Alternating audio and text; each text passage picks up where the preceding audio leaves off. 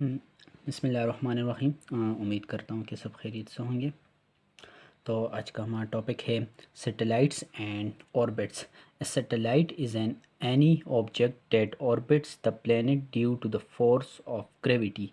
कोई भी ऑब्जेक्ट जो कि प्लेनेट के अराउंड ऑर्बिट कर रहा हो किसी ऑर्बिट में, और ग्रेविटी की फोर्स की वजह से, due to force of gravity, और एक स्टेबल पाथ वो मेंटेन करे कि वो जिस तरह की मून है, या तो वो मून भी हमारे पास एक नेचुरल सैटेलाइट है जो अर्थ के अराउंड ग्रेविटी की वजह से, फोर्स ऑफ ग्रेविटी की वजह से एक ख़ास ऑर्बिट में रोटेट कर रहा होता है। इस तरह natural body orbiting a planet, कोई भी नेचुरल बॉडी जो कि प्लेनेट के अराउंड ऑर्बिट कर रही हो, मूव कर रही हो, और ड्राफ्ट प्लेनेट और माइनर प्लेनेट या किसी स्मॉल प्लेनेट के जैसे अर्थ हो गए या जितने भी प्लेनेट्स हैं हमारे सोलर सिस्टम में, where the larger body gravity dominates the system. अब देखिए दो बॉडीज़ है हमारे पास, जिस तरह एक अर्थ और एक मून। मून को हम सैटेलाइट भी कहते हैं, नेचुरल सैटेलाइट। तो अब दोनों के दरमियान force of gravity, gravitational force लग रही होगी, लेकिन जिसकी फोर्स ज़्यादा होगी वो दूसरे को क्या करेगा, डोमिनेट करेगा। तो अब जो अर्थ का मास है वो कंपेयर टू मून ज़्यादा है, तो अर्थ की जो फोर्स है वो उसको डोमिनेट करती है, और मून जो है वो अर्थ के अराउंड रोटेट कर रहा होता है। तो यही बात की कि where the larger body gravity dominates the system, उस सिस्टम में डोमिनेट्स कर जाते हैं जो लार्जर बॉडी होते हैं, और इस कॉल्ड नेचुरल सैटेलाइट, और उसे हम नेचुरल सैटेलाइट कहते हैं, जिस तरह मून और अर्थ के केस में है। इस तरह 6 of the major planet possess natural satellites often term as moons, जिसे हम मून कहते हैं। मतलब हमारे सोलर में सिस्टम में 6 ऐसे प्लेनेट्स हैं जिनके खुद के नेचुरल सैटेलाइट्स है, जिसे हम मून्स कहते हैं। तो मून सिर्फ अर्थ के अराउंड नहीं बल्कि और 6 दूसरे सैटेलाइट प्लैनेट्स और भी है, 6 प्लैनेट्स जिनके खुद के मून है, मतलब कि नेचुरल सैटेलाइट से। अब नेक्स्ट टॉपिक आता है आर्टिफिशियल सैटेलाइट। एक नेचुरल सैटेलाइट हो गया, कौन सी सैटेलाइट, जिस तरह मून। आर्टिफिशियल सैटेलाइट वो होगी जो कि अर्थ से भेजे जाते हैं स्पेस की तरफ, जो कि एक ख़ास ऑर्बिट में रोटेट कर रहे होते हैं, जिस तरह आपको इमेज में दिखाए भी दिए गए हैं।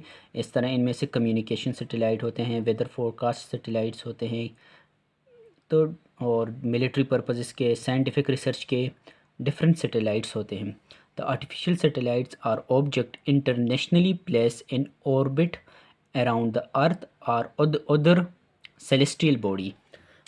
आर्टिफिशियल सैटेलाइट्स ऐसे ऑब्जेक्ट्स होते हैं जिसे इंटरनेशनली, मतलब कि बैनुल अक़वामी तौर पर ऑर्बिट में, अर्थ के ऑर्बिट में प्लेस किए जाते हैं, या किसी दूसरे सेलेस्टियल बॉडी। सेलेस्टियल बॉडी मतलब कि उसे हम मून के अराउंड भी रख सकते हैं, या जितने भी स्पेस में प्लैनेट्स है और मटीरियल्स है उनके अराउंड सेलेस्टियल बॉडी, उन बॉडीज़ को कहते हैं जो कि स्पेस में मौजूद है। Different orbits for artificial satellites are shown.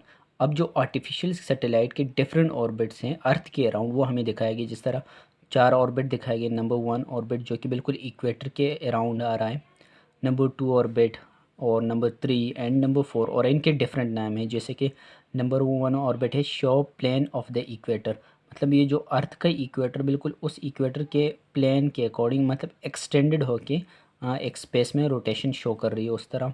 Second है इंक्लाइन ऑर्बिट, ये रहा ब्लू कलर से शो किए। थर्ड पोलर ऑर्बिट जो कि बिल्कुल पोलर पे इस तरह पोलर के कुछ हाइट पर अबाव स्पेस में एक ऑर्बिट बन रही होती है, वहाँ पे सैटेलाइट मूव कर रहे होते हैं, उसे हम कहते हैं पोलर ऑर्बिट। नेक्स्ट है जियो स्टेशनरी ऑर्बिट। फोर्थ, जियो स्टेशनरी ऑर्बिट ऐसा ऑर्बिट होता है कि जिसमें कोई सैटेलाइट मूव कर रहा हो तो उसकी जो स्पीड होगी वो अर्थ के रोटेशनल स्पीड के बराबर होगी। तो जब आप अर्थ से उस सैटेलाइट को ऑब्जर्व करेंगे तो वो आपको फिक्स नज़र आएगा, क्योंकि दोनों की रोटेशनल स्पीड के सेम होंगी। नेक्स्ट है the first artificial satellite was launched in 1957। तो सबसे पहले जो आर्टिफिशियल सैटेलाइट स्पेस में भेजी गई थी वो 1957 में थी। एंड सिंस देन, और तब से ही 1000 have been sent for various purposes, और हज़ारों भेजे गए हैं, जिनमें से कम्युनिकेशन के लिए, मिलिट्री ऑपरेशंस के लिए, और साइंटिफिक रिसर्च के लिए। Next, these orbits these satellites orbit the earth without the need for an engine। मतलब बग़ैर किसी इंजन के ये सैटेलाइट्स जो हैं वो एक ख़ास ऑर्बिट में रोटेट कर रहे होते, मूव कर रहे होते, as they are held in place by the gravitational pull of earth. क्योंकि ये जो अर्थ की ग्रेविटेशनल पुल है उसकी वजह से एक ऑर्बिट में रोटेट कर रहे होते हैं। इसको इनको सेंट्रीपिटल एक्सेलरेशन मिल रही होती है, जिसे हम ग्रेविटेशनल सेंट्रीपिटल एक्सेलरेशन कहते हैं। Engineer have devolve different types of satellites, और इसी तरह इंजीनियर्स ने मुख्तलिफ़ किस्म के सैटेलाइट्स बनाए, each serving a specific purpose और मिशन, और हर एक का अपना ही एक मकसद होता है। जिस तरह के कम्युनिकेशन सैटेलाइट आ गए, वेदर सैटेलाइट हो गए, नेविगेशन सैटेलाइट हो गए, और etcetera. Launching a satellite into orbit involves a complex and carefully planned process to ensure mission success। और इस तरह किसी सैटेलाइट को स्पेस में भेजना, लॉन्च करना एक कॉम्प्लेक्स प्रोसेस है, जिसे केयरफुली मतलब कि ध्यान के साथ उसकी कैलकुलेशन करने के बाद, प्रॉपर इंश्योरेंस के बाद उसे स्पेस में रॉकेट के ज़रिए लॉन्च किया जाते हैं। A satellite is put into orbit by moving it to a high altitude and then accelerate it to a sufficiently high tangential speed। अब sufficiently high tangential speed क्या होती है? सबसे पहले क्या करते हैं कि एक सैटेलाइट को पहले हाई एल्टीट्यूड पर भेजना, मतलब कि अर्थ से स्पेस पर एक ख़ास एल्टीट्यूड तक उसे भेजते हैं। उस एल्टीट्यूड पर रीच करने के बाद वो जो रॉकेट होते हैं वो सैटेलाइट को टेंजेंशियली, मतलब ये आगे इस तरह, ये जैसे जिस तरह हम सर्कल ड्रा करते हैं तो ये सर्कल पे ऐसे टेंजेंशियल स्पीड लेते हैं। या सेंट्रीपिटल एक्सेलरेशन के दौरान क्या होता है कि जब बॉडी सर्कुलर पाथ में मूव कर रही हूँ तो वो आउटवर्ड फोर्स एक फील कर रहे होते हैं, जो इस तरह आउटवर्ड लग रही होती है, उसे हम सेंट्रीपिटल फोर्स या सेंट्रीपिटल वेलोसिटी या समटाइम्स सेंट्रीपिटल स्पीड कहते हैं, जो कि बिल्कुल टेंजेंटली सर्कल के आउटवर्ड एक्ट कर रही होती है। तो इस तरह जब रॉकेट को यहाँ से भेज दिया जाता है तो वो सैटेलाइट को टेंजेंशियल स्पीड से तो थ्रो करवाते हैं। तो फिर जब वो अर्थ के ग्रेविटेशनल पुल की वजह से फिर वो ऐसा उसे एक सेंट्रीपिटल एक्सेलरेशन मिलता है और वो सर्कुलर में रोटेट कर रही होती है।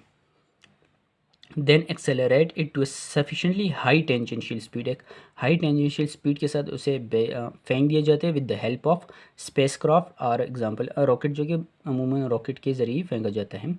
Shown in figure 15.7। If the speed is too low, अगर स्पीड बहुत कम हुई, तो फर्स्ट ग्राफ में हमें दिखाया गया कि स्पीड बहुत कम थी तो जो सैटेलाइट है वो वापस अर्थ पे आ जाएगा। नेक्स्ट है the satellite will either move if the speed is too high. अगर स्पीड बहुत ज़्यादा हुई the satellite will either move in elliptical orbit और will escape out of the earth gravity में से। और इसी तरह अगर स्पीड बहुत ज़्यादा हाई हुई तो वो एस्केप कर जाएगा बहुत हाई स्पीड की वजह से। और इसी तरह नेक्स्ट है will escape out of the earth gravity never to return, और कभी वापस नहीं आएगा। However if the speed is adjusted it will move in a circular orbit forever. और अगर एक स्पेसिफिक स्पीड दी गई हो तो वो हमेशा उस ऑर्बिट में मूव करेगा। फॉर एग्जांपल ये जो ब्लू कलर का ऑर्बिट शो कर रहा है, तो अगर ये स्पेसिफिक स्पीड दी गई है तो वो इस ऑर्बिट में मूव करता रहेगा हमेशा के लिए। Satellite are typically put into circular orbit, और आमतौर पर सैटेलाइट को एक सर्कुलर ऑर्बिट में मूव कराया जाता है because such orbit require the least energy, क्योंकि इन ऐसे ऑर्बिट्स जो है वो कम से कम एनर्जी मांगते हैं कि वो टेंजेंशियल स्पीड के साथ उसे थ्रो किया जाता है, वो फिर एक स्पेसिफिक स्पीड के साथ वहाँ पे मूव कर रहा होता है। Thank you so much.